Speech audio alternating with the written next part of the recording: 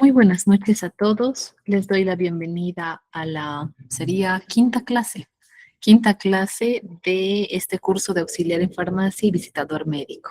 El día de hoy yo creo que ya concluimos con toda la parte bioquímica y vamos a ir avanzando el día de mañana y toda esta semana y la próxima con grupos farmacológicos. Así que paciencia. Si comprendemos la bioquímica, pues vamos a entender mejor los mecanismos de acción y los medicamentos que tenemos que prescribir. Haciendo un recordatorio cortito para tomar el hilo nuevamente, ¿se acuerdan que hablábamos de farmacocinética y farmacodinamia? Ambas fases por las que atraviesa un fármaco. La farmacocinética es lo que el organismo le hace al medicamento y la farmacodinamia es lo contrario, lo que el medicamento hace en nuestro organismo. Entonces estábamos revisando de manera de detalle todo el tema de vías de administración, absorción, distribución, el sitio de acción en los tejidos, metabolismo y excreción. Son los principales factores o acápites de la farmacocinética. Vimos conceptos como permeación, absorción, biodisponibilidad, volumen de distribución, vida media plasmática, aclaramiento hepático, aclaramiento renal, etcétera. Y bueno, vayamos a la parte de absorción. Igual vimos que era el movimiento de un fármaco desde el sitio donde es administrado hacia la circulación sistémica. Y para eso el fármaco debe atravesar membranas o barreras. Cuando utiliza ATP se llama transporte activo y cuando no utiliza ATP y utiliza las fuerzas químicas como la ósmosis, el gradiente de concentración, se lo llama transporte pasivo. Entonces, ¿cuáles son los sitios principales de absorción? No es solamente el intestino, aunque sí está en primer lugar, ya que es la superficie más amplia de absorción, la mucosa digestiva, que comienza desde la mucosa bucal. Es por eso que existen medicamentos o comprimidos sublinguales, comprimidos bucodispersables o de acción a nivel de la mucosa bucal, porque ya puede absorberse. La mucosa del estómago también es sitio de absorción de algunos AINES, por ejemplo, la aspirina, el paracetamol, ya se absorben en el estómago. Y el sitio más amplio, pues, es el intestino delgado, la mucosa intestinal, donde ocurre más del 80% de absorción de los medicamentos por vía oral. Este se encuentra en primer lugar. En segundo lugar, hablando de área o superficie, es la mucosa respiratoria, porque incluye la mucosa nasal, por eso existen sprays, gotas nasales que tienen acción tópica y localizada, pero también el epitelio alveolar, vale decir toda la vía aérea inferior. Por eso existen nebulizaciones, los puffs, que se utilizan por vía respiratoria y tienen una amplia superficie alveolar para poder absorberse este principio activo. También tenemos la mucosa genitourinaria. Esta es una superficie de mucosa pequeña, pero también puede absorber medicamentos, la mucosa vaginal, la mucosa uretral. Otra superficie amplia es la absorción por piel, por vía transdérmica, ampliamente utilizado, por ejemplo, para el dolor, para tratamiento de hormonas, etcétera. Absorción por la piel. Y bueno, el que tiene 100% de biodisponibilidad es la vía parenteral, en el que se utiliza parenteral significa cualquier vía para diferente a la enteral, diferente a todo lo que es por vía oral. Eso incluye endovenosa en la vena, intramuscular, músculo, cutánea en la grasita e intradérmica en la dermis de la piel. Entonces, hay factores que modifican la absorción de un fármaco. ¿Cuáles son estos factores? Vamos a dibujar para que nos quede bien claro con color celeste. Solubilidad. La solubilidad ver con si este fármaco es hidrosoluble o liposoluble. Les dijimos que las membranas plasmáticas están hechas por fosfolípidos. Los fosfolípidos son así, como están viendo. Tienen su cabecita de fosfato y esos dos palitos son los lípidos. Entonces, para que un fármaco pueda ingresar o pueda absorberse de forma rápida, efectiva, tenga buena capacidad de absorción, tiene que ser capaz de atravesar esta membrana. Los que son liposolubles, liposolubles, atraviesan fácilmente. Inclusive pueden llegar hasta el núcleo porque es lípido. Grasa con grasa son compatibles. En cambio, los hidrosolubles necesitan sí o sí de un transportador porque no pueden ingresar directamente. Este transportador puede ser un receptor de cualquiera de los tipos que mencionábamos, uno, dos o tres. Para eso existen los transportadores para que puedan ingresar el fármaco dentro de la célula, pero por medio de un transportador o proteína. Ese es el factor número 1 en cuanto a la solubilidad. Lo siguiente es la forma farmacéutica. Existen varias formas, las vamos a estudiar con detalle, la forma sólida, líquida y semisólida. Hay algunos principios activos que se absorben mejor de cierta manera versus otras. También tiene mucho que ver el pH, hablando de acidez o alcalinidad. El pH, pues, es la cantidad de hidrogeniones que contiene esa sustancia química, que contiene ese fármaco. Si el pH es ácido, ácido con ácido, pues se va a disolver, o ácido con alcalino va a haber un choque. Entonces, hace mucho igual el tipo de pH y hay que cuidarlo bastante cuando hablamos de administración parenteral para no combinar medicamentos que tengan pHs distintos. También hace mucho el tamaño molecular. Si la molécula es pequeña y es liposoluble, pues va a entrar rápidamente en la membrana. Pero si es una molécula grande, una molécula compleja, entonces sí o sí requiere más gasto energético, más ATP, más proteínas y mayor movimiento dentro de la célula, dependiendo de qué se trate este tipo de fármaco. Pero para los más grandes influye también el tamaño molecular que este tenga. El quinto factor es el flujo. Como bien mencionábamos, todos estos órganos pertenecen a distintos órganos, estas mucosas. ¿Cómo está formada la mucosa digestiva? Si tuviéramos que dibujar, todas las mucosas están formadas por dos partes. El primero es epitelio, un epitelio que es parecido a la epidermis, pero este epitelio puede tener una capa de células planas, como en el epitelio alveolar, puede tener epitelio de transición, como en la mucosa vaginal, o ciliado, puede tener cilios, como a nivel intestinal. Entonces tenemos acá una porción epidérmica y lo que está aquí abajo es tejido conectivo. Y el tejido conectivo tiene amplios vasos sanguíneos que irrigan la piel. Tiene fibroblastos, tiene fibras, tiene enzimas, tiene bastante composición la piel. Entonces, hace mucho el flujo sanguíneo que llegue a esta mucosa.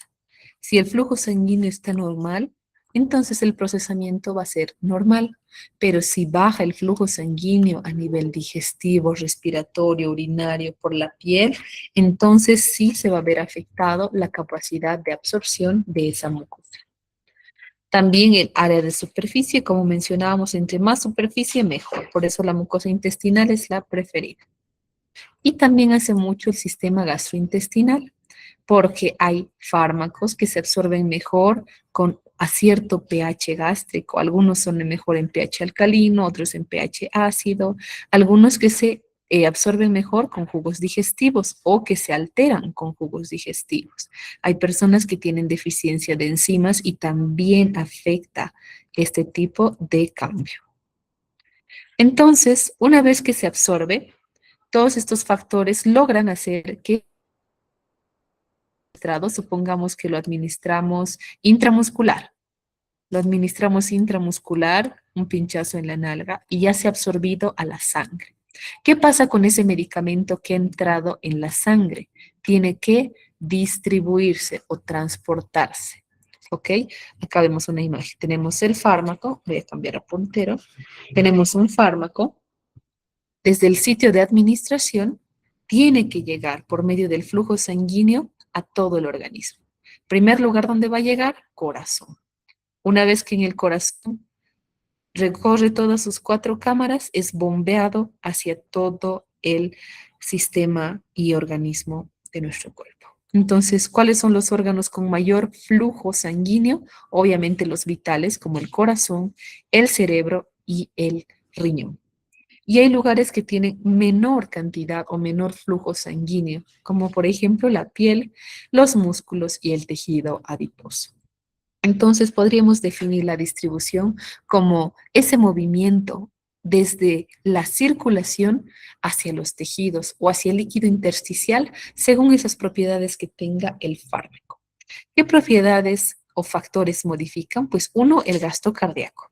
Como vimos en la imagen anterior, depende de la cantidad de latidos y la fuerza de eyección de este corazón para que se absorba bien. Ahí no, flujo sanguíneo. La cantidad de sangre que le llegue a un tejido también influye. Tercero, la permeabilidad capilar.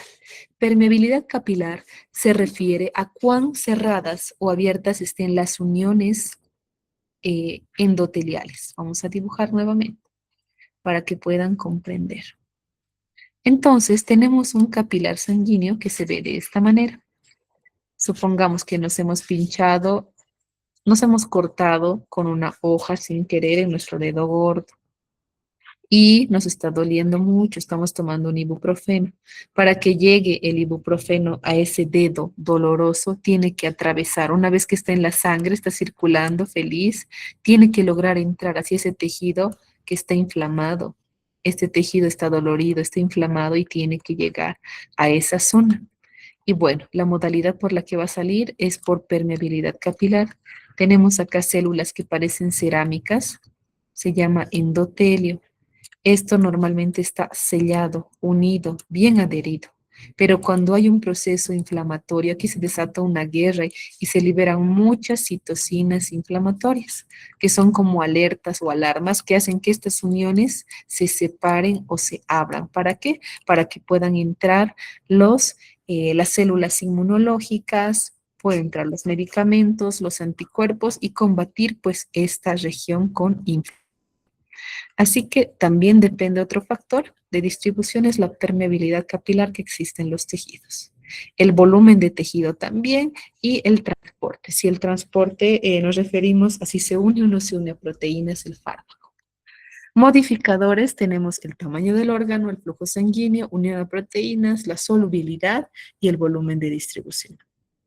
Entonces, los fármacos, la mayoría no viaja solo, sino que tiene que unirse a proteínas plasmáticas, proteínas que son transportadoras de todos los principios activos. Por ejemplo, la albúmina, que es muy eficaz o se une de manera afín a los fármacos ácidos. Otro que es la alfa-1 glucoproteína, que se une a fármacos con pH básico, un poquito más alcalinos. Otros son las lipoproteínas y la globulina de unión a esteroides, que transporta el cortisol. Entonces son ejemplos de proteínas que trabajan en el transporte de fármacos. También hay algunos fármacos que a modo de transportarse, si no son utilizados, se almacenan. Y algunos se almacenan de forma irreversible, como metales pesados, digoxinas y antibióticos como la tetraciclina. Se puede acumular en tejido celular subcutáneo y, bueno, liberarse en periodos de ayuno, inanición, que el paciente practique de forma prolongada.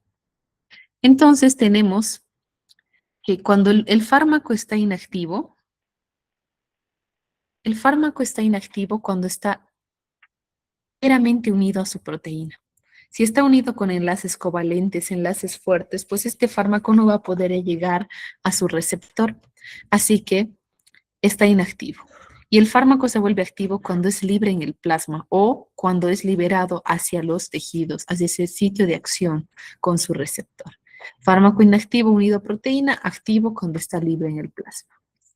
¿Qué factores pueden modificar? Ya los hemos ido mencionando. El tamaño del órgano, el flujo sanguíneo del tejido, la unión a proteínas plasmáticas. Esto determina la cantidad de fármaco libre. La solubilidad del fármaco nos referimos a si la molécula es liposoluble, hidrosoluble, tiene bajo peso molecular o alto peso molecular.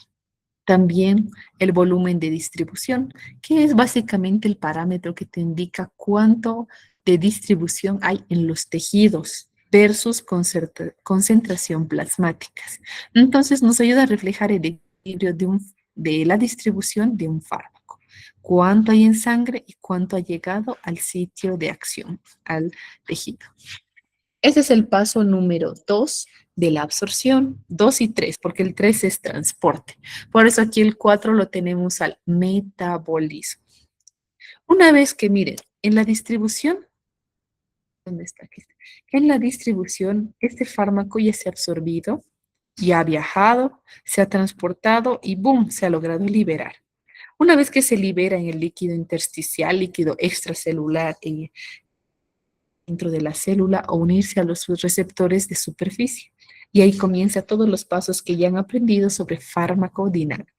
Pero la farmacocinética no termina aquí en distribución y transporte. Tiene también su metabolismo. El metabolismo podríamos definir como el conjunto de procesos enzimáticos por los cuales un fármaco pues, sufre diferentes biotransformaciones que originan la formación de metabolitos activos o inactivos de mayor solubilidad para favorecer su eliminación del organismo. Entonces, el metabolismo puede activar fármacos. Los activa cuando convierte un profármaco en fármaco, pero los inactiva cuando transforma el fármaco en un metabolito. ¿Cuáles son los principales órganos encargados? Pues el que es el laboratorio de todo nuestro sistema, es el hígado. Por acá tiene que atravesar todos y absolutamente todos los medicamentos. Pero también existen otros órganos encargados del metabolismo, por ejemplo, la piel, el plasma sanguíneo, los riñones, los pulmones, la placenta y el intestino delgado. Entonces, ¿qué factores modifican el metabolismo? Hace mucho el sexo, si es femenino o es masculino. ¿Y eso por qué? No es racismo, sino que, por ejemplo, de sexo femenino, las mujeres tienen más predominancia de estradiol y el estradiol hace que haya menos actividad enzimática. Por ende, se quedan residuos, se quedan restos. En cambio, masculino o derivados de la testosterona tienen alta actividad enzimática y también cuentan con bastante actividad androgénica. La edad del paciente es un factor importante. La absorción no es la misma en niños, en recién nacidos, en jóvenes, en ancianos, es muy distinta. La edad del paciente determina la maduración de las enzimas hepáticas. Por eso hay que vigilar en adultos y ancianos porque la vida media es más prolongada. También por inhibición enzimática. Esto se debe a la exposición prolongada a un fármaco y eso hace que disminuyan las enzimas, aumentan los niveles del fármaco y también su actividad. La inducción enzimática también es un factor que lo modifica. Y bueno, esto ocurre por exposición prolongada a un fármaco. Mayor actividad de enzimas y mayor tasa de biotransformación asociado a menor efectividad. Entonces, el metabolismo se desarrolla en dos fases, la fase 1 y la fase 2. La fase 1 es la que va a ir modificando la molécula o el mismo principio activo mediante procesos como la oxidación, la deshalogenización, reducción, hidrólisis. Entonces, esto activa o inactiva fármacos, dependiendo cuál se administre. La fase 2 es la molécula original del fármaco, que básicamente sería un metabolito de tipo 1, y se combina con un ácido.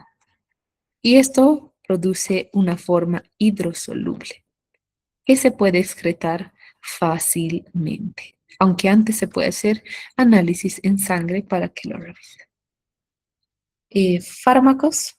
Nuevamente vemos acá los fármacos que atraviesan la fase 1, la fase 2.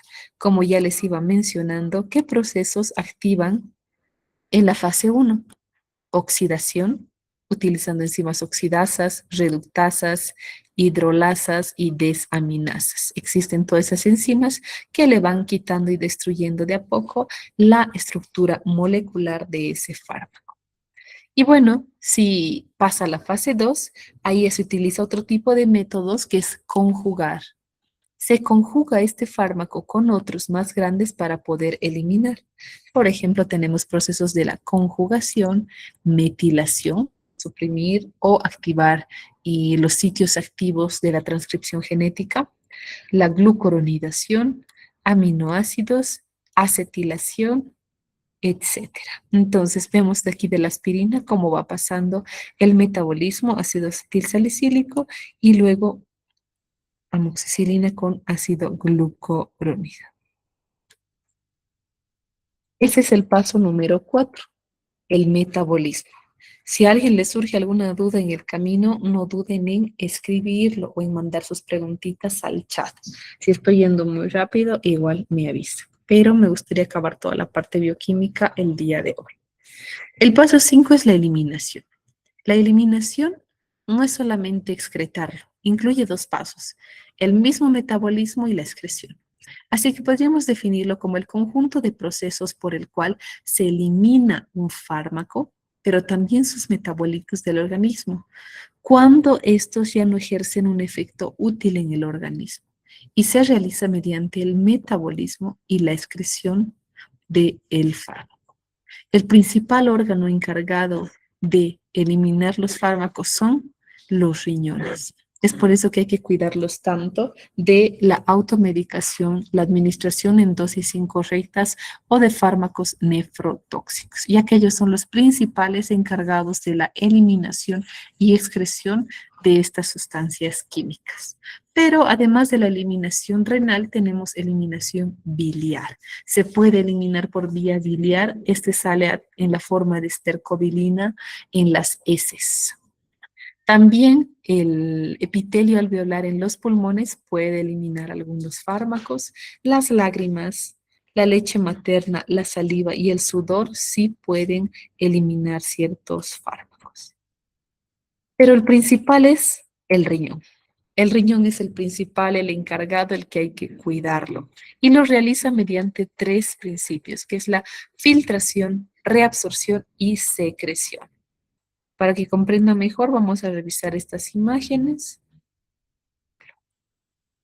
Tenemos acá, a este costado, el riñón. Tenemos acá el vaso sanguíneo que entra y sale.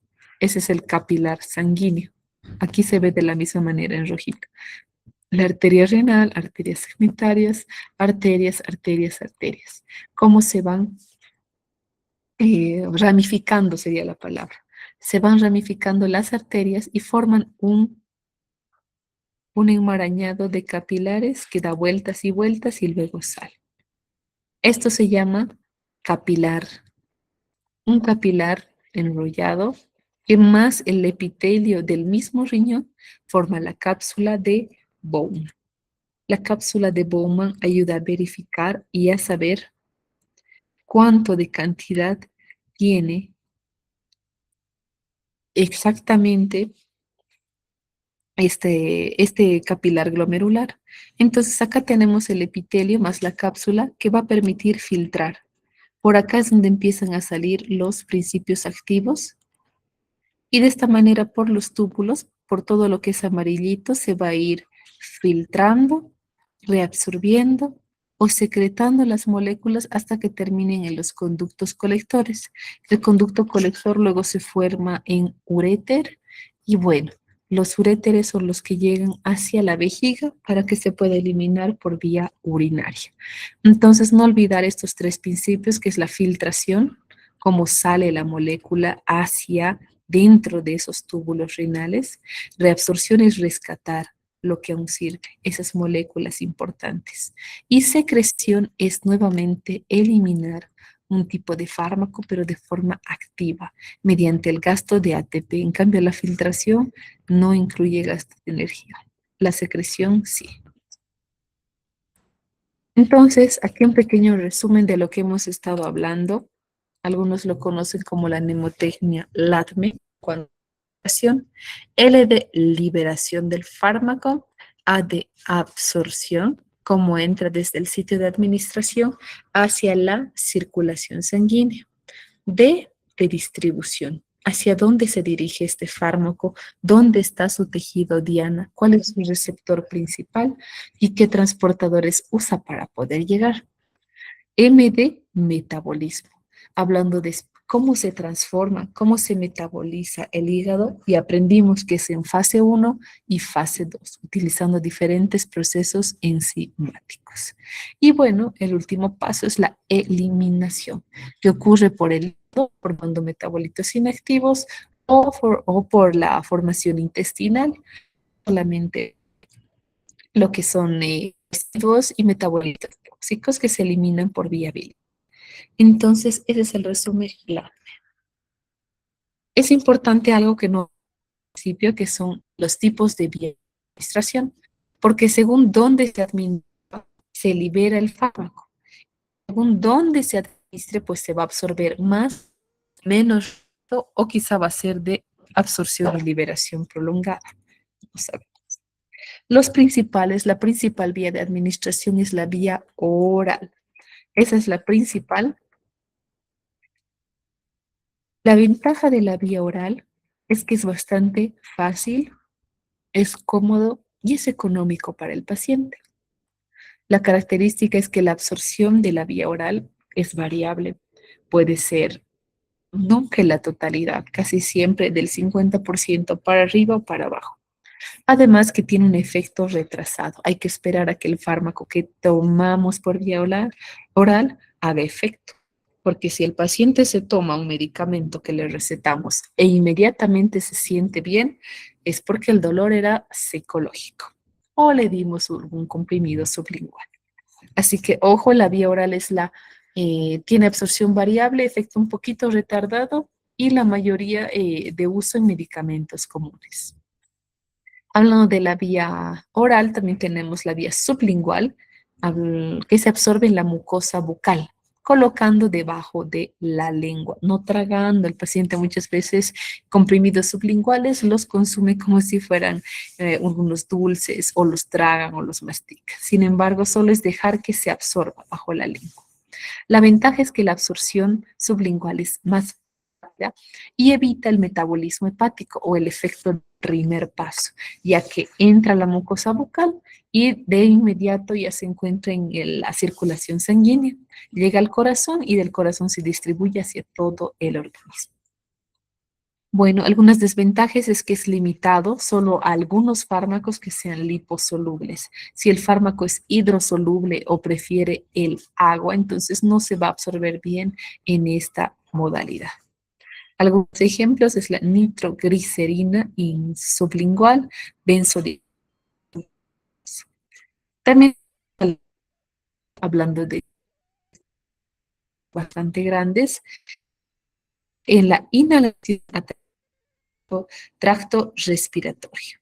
Las ventajas rápida es local o los receptores no son específicos, puede tener alguna acción sistémica que se denomina efecto adverso.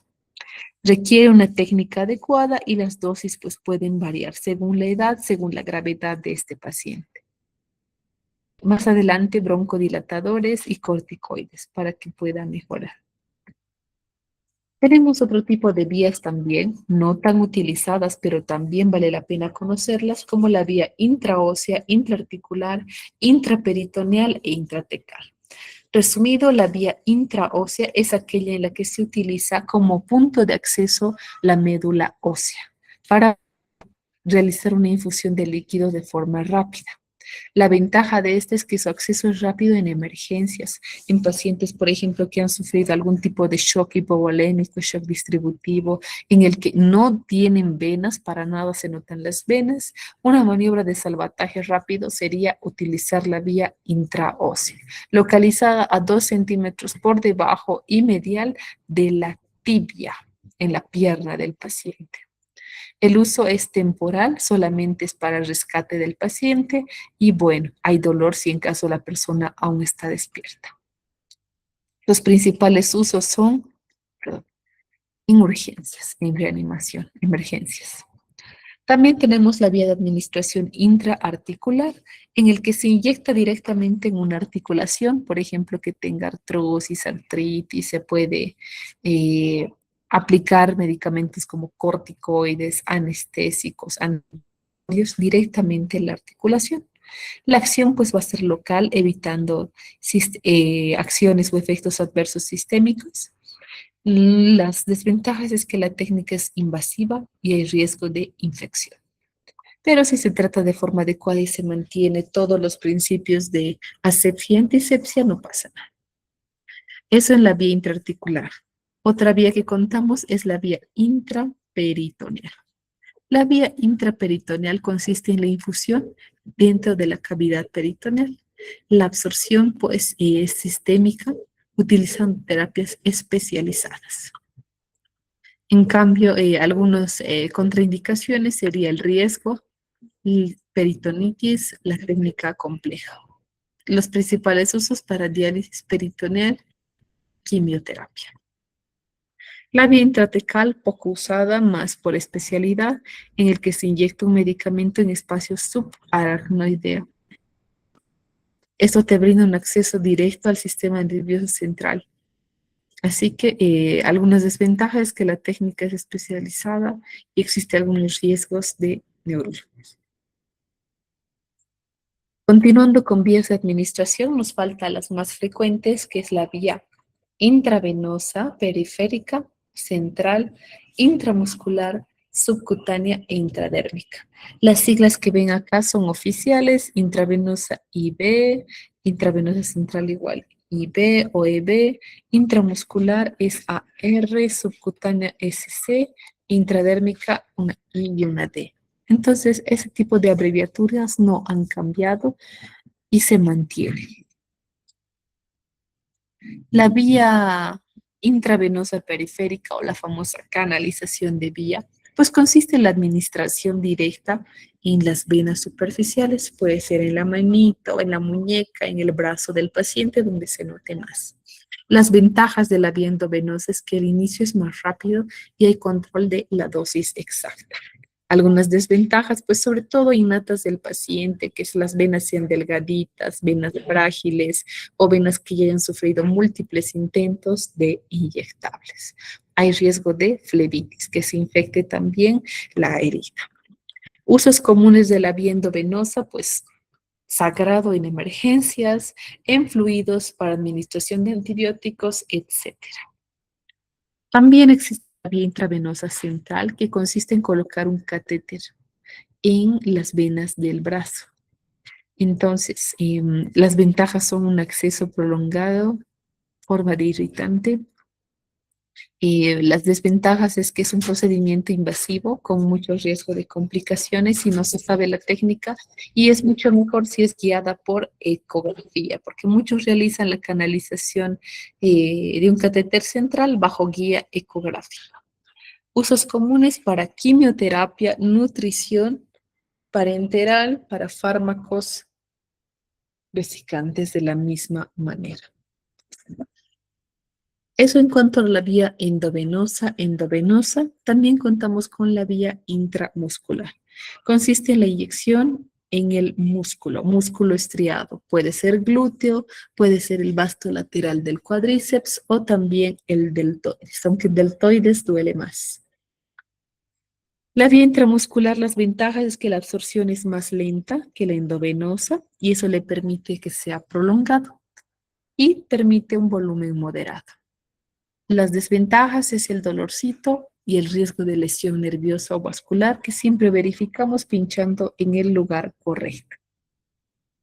Usos comunes, por ejemplo, el vasto lateral en vacunas de niños pequeños, donde ya les toca administrar ya por vía intramuscular, no por gotitas ni por jarabe. Algunos antibióticos de la misma manera. Tenemos otra vía que es la vía subcutánea. La vía subcutánea consiste en la inyección de un fármaco en el tejido celular subcutáneo, abdomen o brazos. Las ventajas es que la absorción es lenta y sostenida. Las desventajas es el volumen limitado irritación local posible y usos comunes, por ejemplo, para la administración de insulina, heparinas o anticoagulantes. La vía intradérmica se utiliza para pruebas de alergias, pruebas de tuberculina, en el que se inyecta un volumen muy pequeño en la dermis. Otro tipo de vías de administración, contamos con la vía tópica, se refiere a la aplicación externa en piel o mucosas. La característica es que tiene acción local, es poco invasivo, la absorción pero puede estar limitada de acuerdo al tipo de piel. Y también hay fármacos que pueden irritar más bien la piel.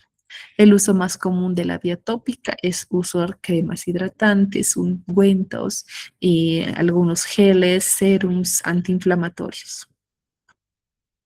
Por vía intranasal también existe, como mencionábamos un principio, dentro del árbol respiratorio también se encuentra la mucosa nasal. Así que la absorción en esta zona es rápida y fácil. Las desventajas es que el volumen es limitado, había riesgos de irritación de aplicarlo a nivel nasal y bueno, su utilización es más en descongestionantes, analgésicos y vacunas. La acción en los oídos pues se llama vía de administración ótica, en el que la aplicación en el conducto auditivo, en eso consiste. Y bueno, la desventajas es la acción solamente local en el oído. No tiene efecto sistémico, no es irritable, posible, sin molestias. Y como ejemplos de gotas para oídos, antiinflamatorios. La vía oftálmica es la aplicación directamente a la conjuntiva ocular, las famosas gotitas. ¿Quién no se ha puesto gotas o colirios? La acción es netamente local, pero es rápida. Algunas desventajas sería simplemente la molestia y el riesgo de contaminación. Usos actuales frecuentes en gotitas como colirios, antiinflamatorios y acidificantes. Entonces, hasta ahí es la parte de administración. ¿Alguien tiene alguna duda o pregunta con respecto a administración? Porque ya nos vamos a pasar a interacciones, a seguridad y a toxicología farmacológica. Voy a revisar de todas maneras el chat, aunque no he ido viendo preguntas. ¿Alguna duda, consulta con respecto a farmacocinética, que es mucho más sencillo de entender que farmacodinámica? ¿Alguna duda, pregunta, chicos? Vamos a invitarlos a que participen, pero si quedó todo claro, entonces vamos a poder avanzar. Pueden dar su like si todo está en orden, si seguimos avanzando. Sí, Gabriela ha dado su like, Carolina, Natividad, María Rocío, su. Entonces, vamos a continuar. Una vez que el fármaco se ha administrado por cualquiera de estas vías, se libera, se se absorbe y hace su efecto o su acción terapéutica. Pero hay fármacos que no se pueden combinar, mientras que hay otros que sí. A esto se lo llama interacción medicamentosa, en el que cuando un paciente consume un medicamento, un fármaco, y se combina con otro medicamento, como ven acá, y se combina con otro, se combina con cierto alimento, suplemento o con alguna alteración clínica o enfermedad de base, hay riesgo que aparezcan los efectos adversos. Por ejemplo, disminución de la acción de los medicamentos. Si doy esto más esto, va a haber menos absorción. O si, por ejemplo, doy un antibiótico como las tetraciclinas que contienen hierro en su composición, junto a lácteos, el hierro se va a unir al lácteo en lugar de estar con el fármaco. Este medicamento con suplemento puede tener su efecto y este medicamento con una patología crónica puede causar efectos adversos nocivos o efectos adversos buenos y saludables. Entonces, no olvidar esos tres, puede disminuir la acción de los medicamentos, incrementar la acción de los medicamentos y causar efectos adversos. Entonces, toda interacción farmacológica se debe a la utilización reciente o simultánea de otros fármacos. La indigestión de alimentos y la ingestión de suplementos dietéticos también puede alterar el consumo de fármacos.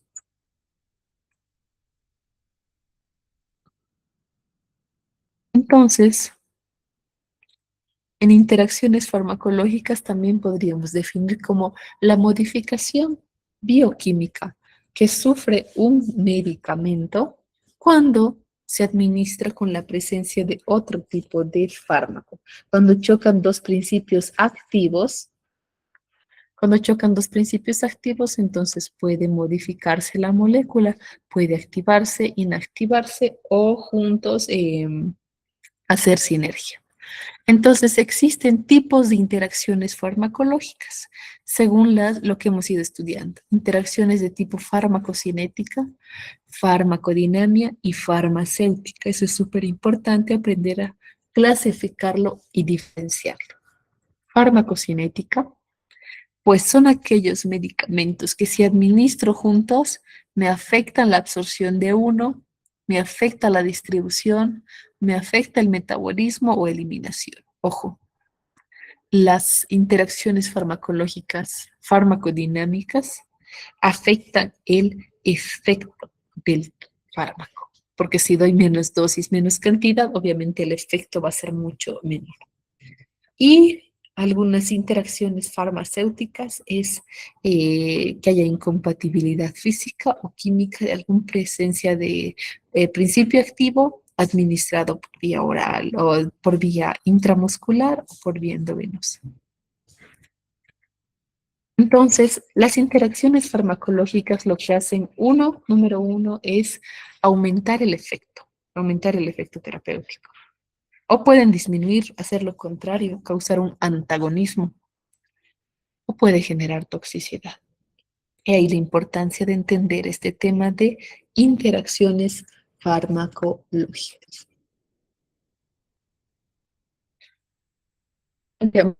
Las interacciones farmacodinámicas es cuando un fármaco modifica la sensibilidad o la respuesta tisular a otro fármaco, debido a que tiene un efecto parecido que sería agonista. Estos efectos pueden ejercerse a nivel del receptor, pero también pueden producirse de forma intracelular. Entonces, hay medicamentos que vale la pena combinarlos y no producen ninguna interacción, sino que se sinergian. Sinergismo es bueno, trabajar dos o más personas en equipo, hacer sinergia. Eso se que más efecto. Pero también el antagonismo o las trabas contrarrestan el efecto que se quiere lograr. Además, aditivo, hablando de interacciones farmacológicas, se trata de todo medicamento que modifica absorción, distribución, metabolismo y excreción de un medicamento. Y bueno, si esto se modifica, se altera la cantidad de fármaco disponible para poder unirse a los receptores en su tiempo adecuado. Las interacciones farmacocinéticas modifican la magnitud y duración de los efectos. Entonces acá tenemos algunos ejemplos de fármacos que interaccionan. Digoxina, litio, teofilina, warfarina.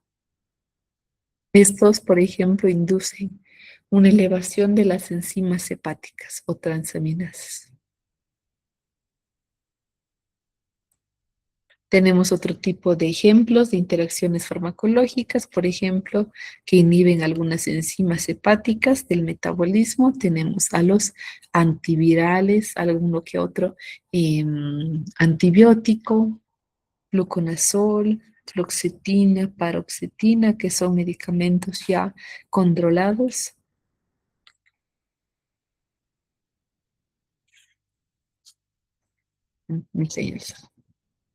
Entonces, estos son ejemplos de interacciones farmacológicas que no combinan.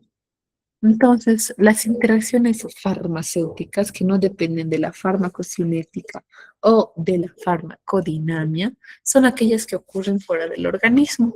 Por ejemplo, cuando administramos la vía endovenosa parenteral, cuando se combinan ampollas que tienen pHs distintos, puede cristalizarse y eso produce una interacción. Además de la precipitación de medicamentos, eso en cuanto a la preparación de un medicamento por vía, por ejemplo, para vía intramuscular, en el que se prepara un antibiótico, algún analgésico, puede precipitarse dependiendo a nuestra combinación. Entonces, ojo con las interacciones farmacéuticas. ¿Cuáles son los factores de riesgo para desarrollar, pues, algún tipo de interacción? Polifarmacia. ¿No les ha pasado que han visto pacientes o quizá alguno de sus familiares son pacientes que viven con su farmacia, toman 6, 8, 10, 12 medicamentos cada día? Entonces, hay posibilidad de que haya interacción o efectos adversos debido a la polifarmacia. Muchas veces es necesario cuando un paciente, por ejemplo, está agudo, con mucho dolor, digamos una tortícolis, hay que combinar varios medicamentos para que haya sinergismo. Pero cuando esto es a largo plazo o de forma crónica, pues sí pueden desarrollar estas interacciones farmacéuticas. La edad avanzada también es un factor de riesgo. ¿Por qué? Porque el metabolismo es más lento. Entonces el fármaco va a seguir en la sangre y si el paciente toma otra, ¡boom!, hay riesgo de interacción. El uso crónico, ya lo mencionaba en polifarmacia, las dosis altas, la automedicación o enfermedades hepáticas o renales que puedan alterar el metabolismo de los pacientes.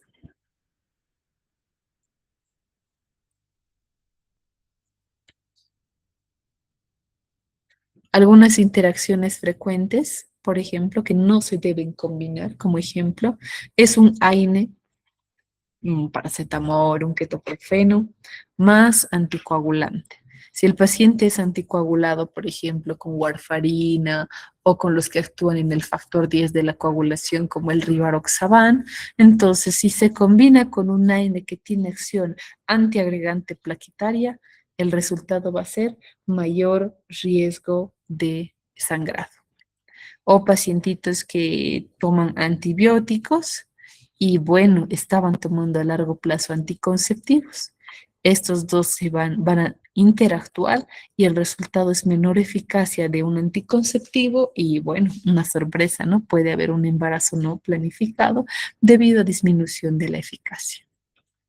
Administrar 2 o 3 tipos de fármacos de acción hipotensora, como por ejemplo un IECA, un ARA, más un diurético, hay mucho riesgo de hipotensión. Pero estos se combinan muchas veces para poder hacer un sinergismo y controlar de manera adecuada la presión en pacientes graves. O persona que toma sedantes y ha bebido alcohol previamente puede deprimir el sistema nervioso central de forma tremenda y hasta provocar un coma. Entonces, ¿cuántos minutos? Tenemos 5 minutos más. Vamos a hablar de contraindicaciones. Y así el día de mañana vamos a tocar el tema de toxicología. Entonces, estas últimas 2 diapositivas más, contraindicaciones. ¿Cuánto se dice no? ¿Cuándo se le dice no? Este paciente no puede tomar esto. Se le llama contraindicación. Podríamos definir como una situación específica en la cual no se debe utilizar un fármaco o no se usa un procedimiento, una cirugía, ya que puede ser dañino, tener un efecto nocivo para la persona. Las contraindicaciones pueden ser relativas o absolutas. Cuando decimos absolutas es que no lo puede hacer para nada porque puede producir un efecto o una situación potencialmente mortal. Y bueno, los medicamentos que se encuentren de esta categoría absoluta se debe evitar. En cambio, las contraindicaciones relativas significa que se debe tener cautela cuando se utilizan 2 fármacos juntos. Se puede hacer si los beneficios superan a los riesgos. Y bueno, existen fármacos, yo sé que muchos han visto esta clasificación de según fármacos, según la FDA en el embarazo. Tenemos los del grupo A, B, C y D. Entonces los del A son permitidos o avalados, donde los estudios controlados no han demostrado riesgos ni para la madre ni para el feto. Por ejemplo, acá se encuentra el ácido fólico, el sulfato ferroso, las vitaminas, etcétera. Son fármacos del grupo A. Tenemos fármacos del grupo B, en el que no hay riesgos descritos para el feto humano. Se puede también administrar. Entra aquí bastantes antibióticos como la amoxicilina, más ácido clavulánico, cefalosporina, clindamicina, cetiricina, etc. Los fármacos de tipo C son aquellos que se han estudiado y bueno, no puede descartarse que haya riesgo fetal. Aquí hay riesgo, pero no alto, un riesgo bajo. En el D dice, hay indicios de riesgo fetal. Estos no se deben administrar. C y D, ojo, hay que estar preguntando a la pacientita si no tiene, si no está embarazada o si no está en planes de embarazarse también. Entonces hay algunos que tienen una X que ya son contraindicados totalmente con una contraindicación absoluta en el embarazo. Listo. Acá nos vamos a quedar el día de hoy. He acelerado un poco, mil disculpas, pero era necesario para terminar la parte de bioquímica. Si alguien tiene alguna duda o consulta, pues vamos a revisar el chat en este momento. Escriban sus dudas, vamos a preguntar. Yaracel pregunta, ¿una administración en la piel cómo actúa? Bueno, en la piel sería absorción tópica. Se administra por vía tópica. Hablamos de vías de administración, ¿verdad? Sería una administración tópica donde puedes usar geles, cremas, emulsiones, etcétera, para poder actuar en el área afectada. ¿Cómo actúa? Pues sería a nivel localizado, solamente en el sitio de aplicación, a menos que estés utilizando, por ejemplo, un diclofenaco en gel o algún antiinflamatorio que tenga absorción, que va a bajar hasta tejidos blandos. Pero la administración es netamente por vía tópica, tiene acción localizada a corto plazo, pero bastante eficaz.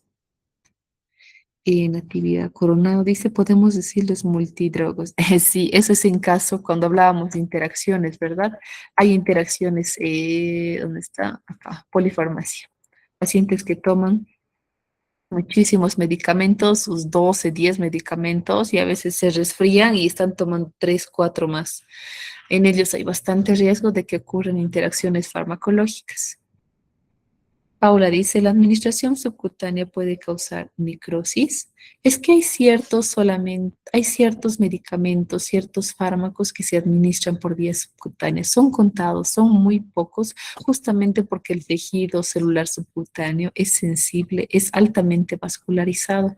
Y si se administra mucha cantidad o un fármaco irritante con un pH muy ácido, puede producir una necrosis localizada. Paola dice, usar medicamentos y los naturales en cápsulas como el inositol, ¿tiene alguna relación de efectividad? Dependiendo a qué principio activo estés usando. El inositol, a lo que tengo entendido, si es un suplemento natural de tipo ortomolecular para, por ejemplo, el tratamiento de las hormonas, para el ovario poliquístico, etcétera. Si eso se combina con otro tipo de fármaco de acción hormonal puede hacer sinergia, eso sí, pero si actúa en distintos receptores puede haber un antagonismo.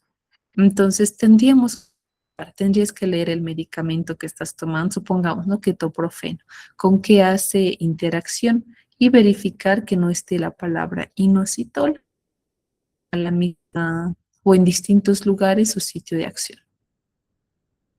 Janet dice, bueno, yo siempre tuve una duda, ¿qué medicamentos no debería tomar un diabético? Aquellos fármacos que produzcan picos de glucosa, por ejemplo, los corticoides. Los glucocorticoides lo que hacen es aumentar la biodisponibilidad de la glucosa en sangre debido a la gluconeogénesis, a nueva formación de glucosa a nivel hepático. Entonces, principalmente los corticoides y algunos tipos de jarabes. En el caso de enfermedades de base, puede considerarse como factor de riesgo en las interacciones farmacéuticas, sí, totalmente. Como ven acá, enfermedades crónicas, hepáticas, renales, también pueden producir, más que interacciones, yo lo llamaría, puede producir efectos adversos.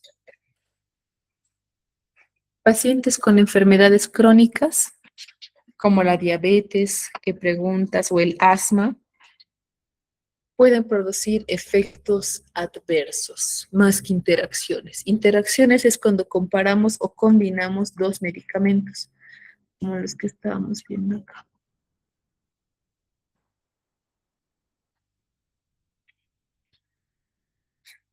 Entonces, sí, Pamela, la respuesta es sí.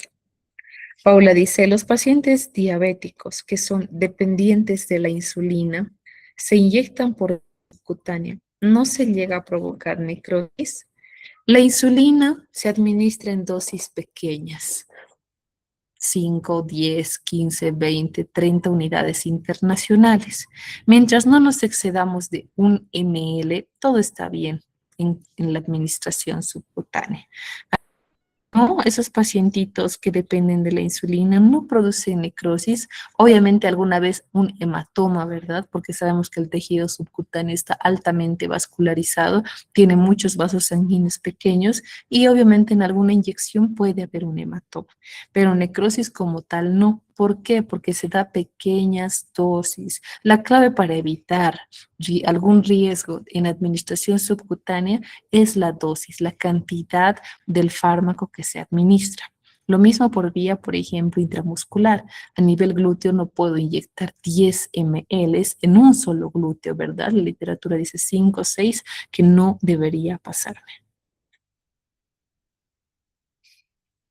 Ujú. Listo. ¿Alguna duda o pregunta más? Gracias por su participación, Yaracel, Natividad, Paula, Janet, sí, Paula Girón. Han estado atentas, así que eso me ayuda muchísimo. Si hay alguna duda o pregunta más, pues la pueden hacer. Estamos en los últimos minutos de preguntas, ronda de preguntas y de respuestas.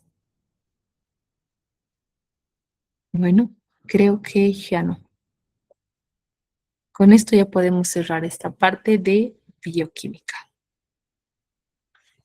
Vamos a dejar de compartir. Y bueno, saben que el día de mañana ya les van a ir entregando la grabación de la clase de hoy para que lo puedan repasar. Hasta el fin de semana les envío pues, diapositivas en formato PDF. Mm, listo.